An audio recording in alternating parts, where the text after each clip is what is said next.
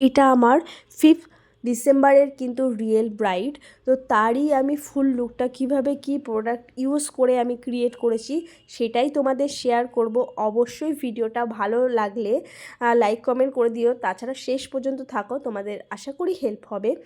যেহেতু সেই দিন হাতে আমার টাইম ছিল, লগ্ন ছিল তার 1:30টার সময়, আর আমার সাথে আমার ফ্রেন্ড গেছিলো, তবুও কিন্তু আমি তাকে 7:30-8টার মধ্যে রেডি করে দিয়েছিলাম।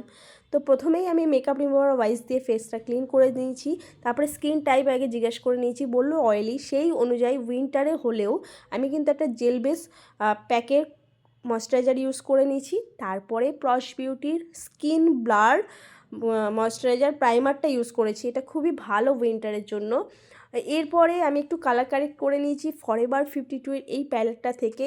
আর এই ব্রাশটা সুইস বিউটির কনসিলার ব্রাশ, একটু কালার কারেক্ট করে নিলে সেই জায়গাটা কিন্তু আর অ্যাশি আর বেসটাও কিন্তু সুন্দর হবে যেখানে ডার্ক স্পট আছে। এবার শপারেলের এক্সট্রা ব্লেন্ড, যে ব্ল্যাক কালারের ফাউন্ডেশন, একটা লাইট শেড আর একটা মিডিয়াম টু ডাস্কি শেড, দুটো মিক্স করে ক্লায়েন্টের এক টোন আফ করে আমি কিন্তু ভালোভাবে ব্লেন্ড করে নিয়েছি প্রস বিউটি ব্লেন্ডার দিয়ে। প্যাকের এই কম্প্যাক্টটা দিয়ে একটা ব্রাশের সাহায্যে কিন্তু লুজ যে পাউডারটা সেটাকে ডাস্ট আউট করে নিচ্ছি। এটা লরা মাসির পাউডার, এই ক্লিপটা নেওয়া হয়নি। তারপরে আমি ইউ ক্যান বি প্যালেট থেকে একটু কন্ট্রোল করে নিচ্ছি বা ব্রঞ্জার, এরকম একটা অ্যাঙ্গেল ব্রাশের সাহায্যে নাকের কাজটাও কিন্তু ভালোভাবে কন্ট্রোল করতে হবে। তারপর সেম প্যালেট থেকে আমি একটু ব্লাশ ইউজ করছি, একটা পিঙ্ক আর একটা কোরাল শেড। ব্রাশটা সুইস বিউটি ব্রাশ। দেখো, লো বাজেট ও হাই বাজেট ম্যাটার করে না, তুমি কোনটায় কমফোর্টেবল। আমি চাইলে নার্সের ফাউন্ডেশনও ইউজ করতে পারতাম, তো একটু বাজেট অনুযায়ীও আমাদের কাজ করতে হয়, যেহেতু এটা আমরা প্রফেশনালি কাজ করছি। এরপরে আমি আইব্রোটা ড্র করছি, তার জন্য একদম অ্যাঙ্গেল একটা ব্রাশ নিয়ে নিয়েছি, এটা বেলি ব্রাশ। আর যে জেলটা নিয়েছি সেটা হচ্ছে ফরএভার 52 এর আইব্রো জেল। এটা খুবই ভালো, এটা ব্রাউন কালারের জেলটা। আর সামনের দিকে খুব একটা যাব না, যেহেতু আইব্রোটা এমনি ন্যাচারালি ঠিক, তো ভিতরের লাইনটাই ভালো করে ড্র করে একটু স্মাচ করে দিতে হবে। এরপর আমি যেই বেসটা ইউজ করেছিলাম, এটা সুইস বিউটি কনসিলার ব্রাশ, প্যাকের স্পটলাইট কনসিলার লাইট কালারে। তোমরা টার্টও ইউজ করতে পারো, আবারও বলছি বাজেট অনুযায়ী।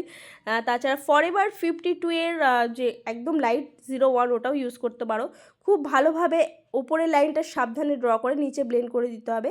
প্রথমে ব্রাশ, তারপরে ব্লেন্ডার একটু কম্প্যাক্ট দিয়ে সেট করে দিতে হবে। তারপরে আমি আই মেকআপ শুরু করছি বেলির এই ছোট্ট ব্রাশটা দিয়ে। কার্নিভালের প্যালেট থেকে ব্রাউন কালারটা নিয়েছি, একদম মিডিল পর্যন্ত ড্র করলাম। এরপরে আইলিডের ওপরে স্মাচ করে দিচ্ছি লাইট কালারের ব্রাউন মিডিল পর্যন্ত। তারপর একটু ব্রাউন এবং ক্রিম কালার বেলির ব্রাশই ইউজ করছি, করে সামনের দিক পর্যন্ত একদম ওপর দিকটা ব্লেন্ড করে দিতে হবে। এরপর একটা হোয়াইট কালার নিয়েছি বেলির ব্রাশের সাহায্যে, সামনের দিকটা খুব সুন্দর করে ব্লেন্ড করে দিচ্ছি।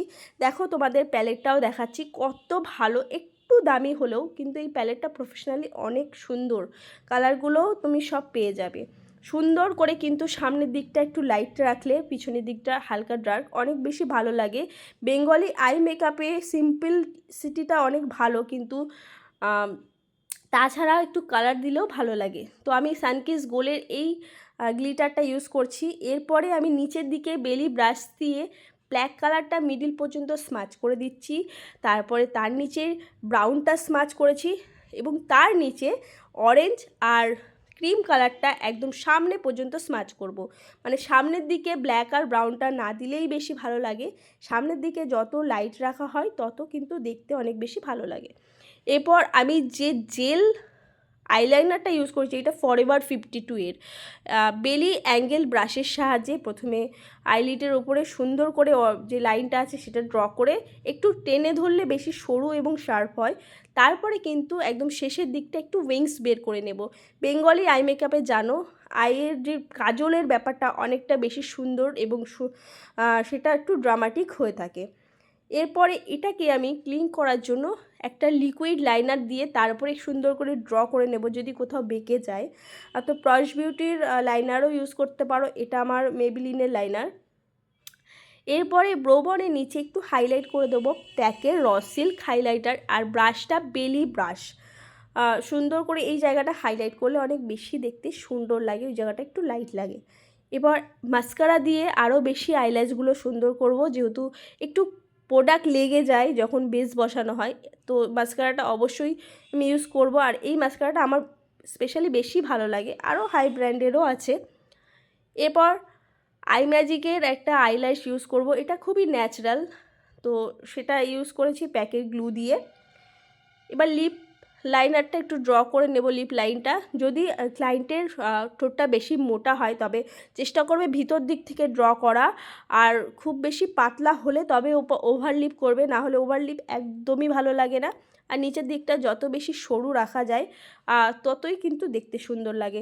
একটু ব্রাউন কালার দিয়ে আউটার লাইনটা করলে তার ভিতরে যদি রেড কালার বা নিউড কালার দেওয়া হয় সেটা কিন্তু অনেক বেশি ইনহ্যান্স বা সুন্দর দেখতে লাগে। এরপর একটা লাইট কালারের রেড দিয়েছিলাম, তারপরে একটু মেরুনিশ রেডটা ইউজ করেছি, দুটো মিক্স করে।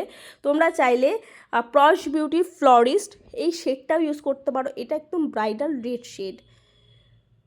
এরপরে আমি হাইলাইটারের জন্য ইউজ করেছি প্যাকের র সিল্ক, মিডিয়াম স্কিন টোন বা লাইট স্কিন টোনে এটা খুবই ভালো যায়। তার আগে কিন্তু আমি ইএলএফের মিস্ট ইউজ করে নিয়েছিলাম হাইলাইটার ইউজ করার আগে, আর তার চোখের নিচে যে পাউডারটা ইউজ করেছি সেটাও কিন্তু আমি ম্যাকের কম্প্যাক্টের সাহায্যে ব্রাশের সাহায্যে ঝেড়ে তারপরে মিস্ট ইউজ করেছি। এই পার্টটা স্কিপ হয়ে গেছে।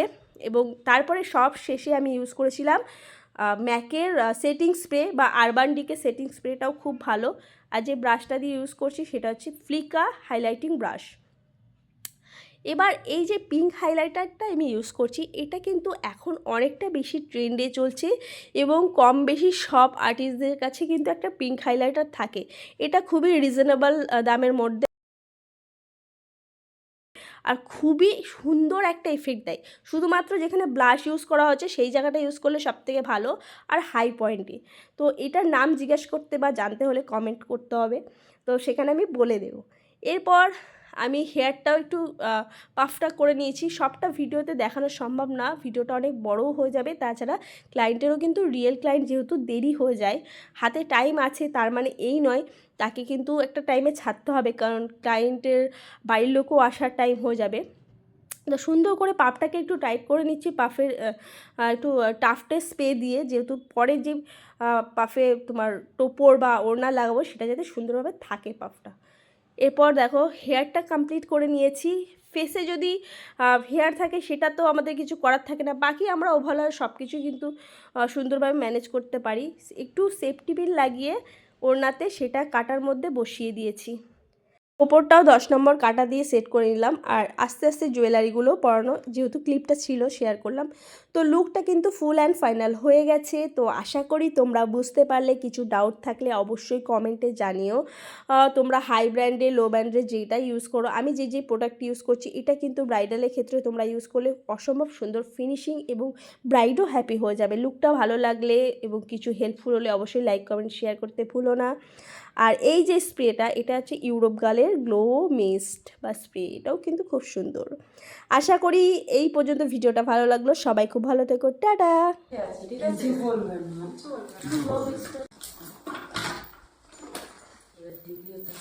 বলো তোমার সেজে কেমন লাগলো? তুমি স্যাটিসফাই? হ্যাঁ। Thank you. এটা হলো আজকে আমার ব্রাইড। তোমরা অবশ্যই জানিও যে আজকে এই ব্রাইডকে কেমন লাগছে। তুই আসো না, তুই যা, ওদের হয়ে গেছে।